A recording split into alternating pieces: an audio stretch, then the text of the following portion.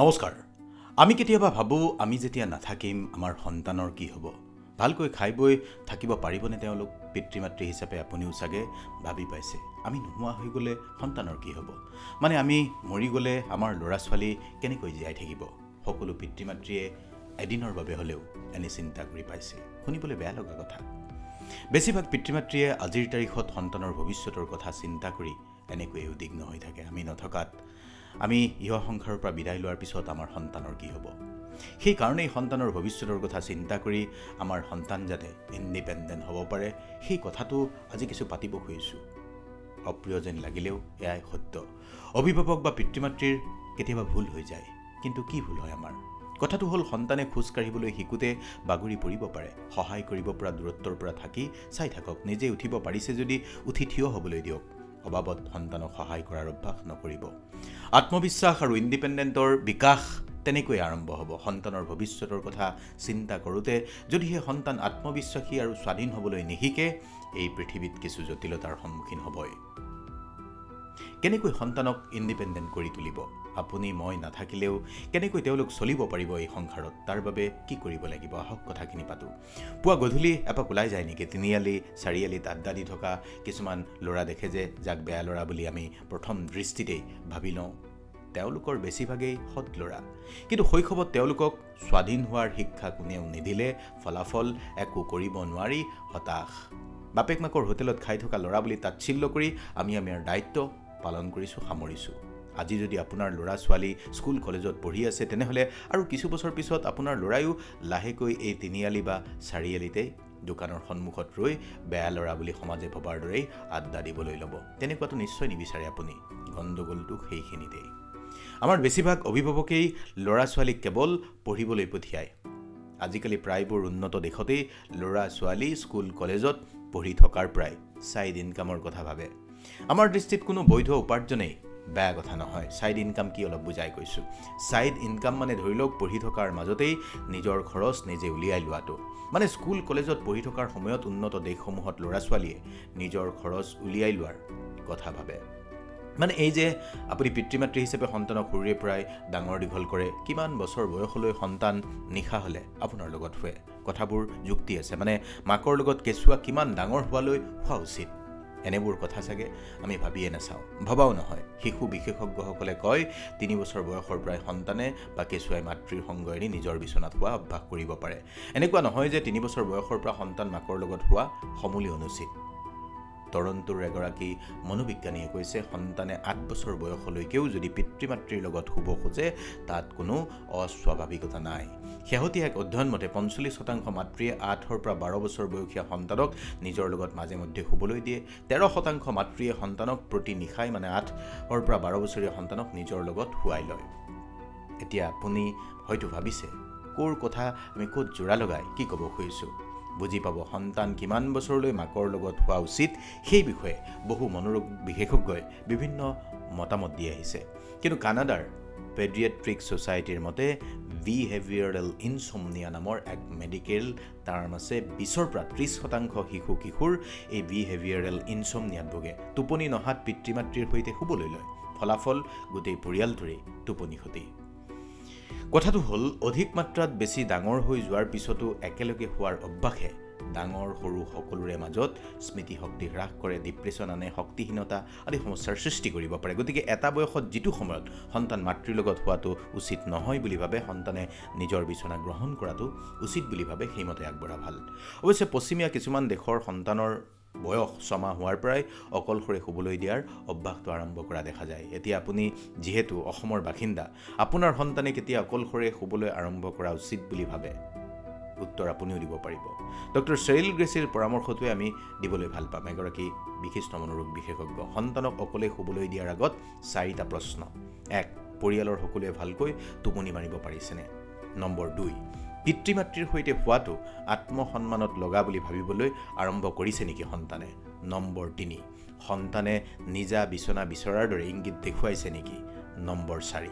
পিতৃ মাতৃৰ আন্তৰিকতা বাধাগ্ৰস্ত কৰিছে নেকি? এই 4টা প্ৰশ্নৰ উত্তৰ যদি উলিয়াই লয়, তেতিয়া আপুনি সন্তানক নিজৰ বিচনাত শুবলৈ দিয়াৰ অভ্যাস আপুনি কৰিব পাৰে। কিন্তু আজি আমি সন্তানৰ ভৱিষ্যতৰ কথা ক'বলৈ গৈ এইখিনি কথাৰ পাতনি কিয় মেলিছোঁ? স্বাধীন চেতিয়া আত্মবিশ্বাসী সন্তান আপোনাৰ কেনেকৈ হ'ব? পশ্চিমীয়া দেশবোৰত সন্তান অকলে শুবলৈ লোৱাৰ বা সন্তানক অকলে শুবলৈ দিয়াৰ মূল কাৰণটোৱেই হ'ল সকলোৰে পৰিমিত টোপনি, সকলোৰে পৰিয়ালটোৰ বিশ্ৰাম। কিন্তু তাতোকৈ ডাঙৰ কথাটো হ'ল অকলে শুবলৈ লোৱাৰ পৰাই সন্তানৰ স্বাধীন চেতিয়া ভাৱ এটা আহিবলৈ লয়। স্বাধীন চেতিয়া ভাৱ মানে সন্তানৰ মনত আত্মপৰিচয়, ছেল্ফ আইডেণ্টিটি, নিজকে চম্ভালি লোৱাৰ দক্ষতাৰ বিকাশ ঘটে। আজিৰ তাৰিখত সমাজত চলিবলৈ যিটো আটাইতকৈ বেছি প্ৰয়োজন সেইটো হ'ল ছেল্ফ ডিচিপ্লিন বা নিজক চম্ভালি লোৱাৰ দক্ষতা। আপোনাৰ সন্তানে নিজ হাতেৰে খাদ্য খাব খুজিছে, খোজকাঢ়ি কোনোবা ফালে যাব খুজিছে, শৈশৱতে যাবলৈ দিয়ক, বুজি লওক আপোনাৰ শিশুটিয়ে স্বাধীন হ'ব খুজিছে। আপোনাক নতুনকৈ বহলাই ব্যাখ্যা কৰাৰ নিশ্চয় প্ৰয়োজন নাই যে আজিৰ এই পৃথিৱীখন এখন জটিল পৃথিৱী। গতিকে এই জটিল পৃথিৱীত আপোনাৰ সন্তানৰ ভৱিষ্যত কি হ'ব সেই লৈ আপোনাৰ নিশ্চয় চিন্তা আছে। একেধৰণৰ মেধা আৰু প্ৰতিভাৰ আধিক্য আজিৰ পৃথিৱীত। সমস্যাটো এতিয়া এনেকুৱা হৈছেগৈ যে এতিয়া আপোনাৰ সন্তানে কোনোমতে স্নাতক বা স্নাতকোত্তৰ ডিগ্ৰী লাভ কৰিলেও সংস্থাপন এটা গোটাই লোৱাটো সহজ নহয়।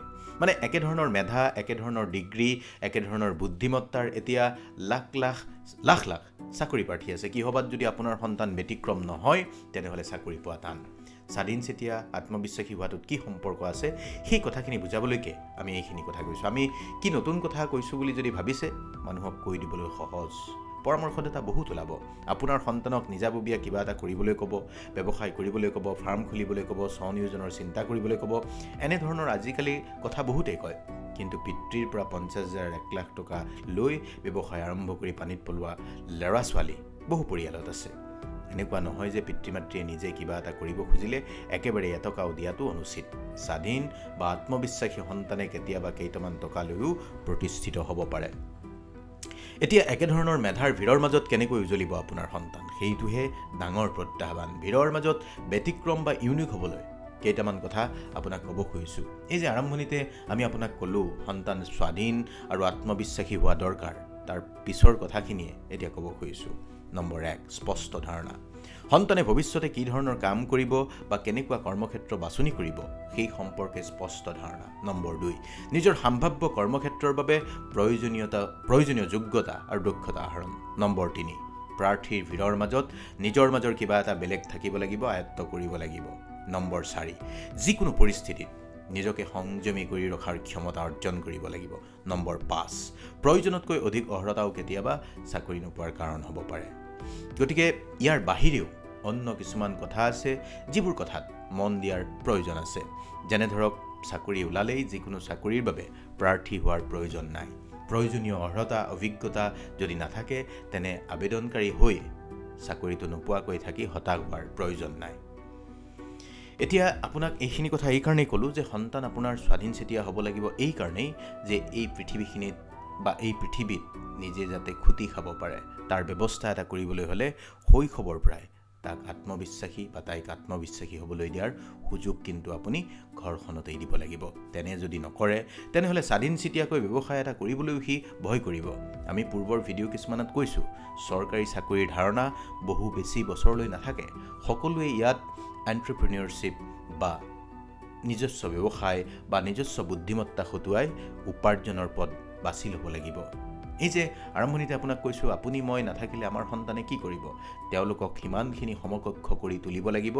সিমানখিনি ধন যিমানখিনি তেওঁলোকক লাগে আপুনি মই আমি থৈ যাব নোৱাৰোঁ।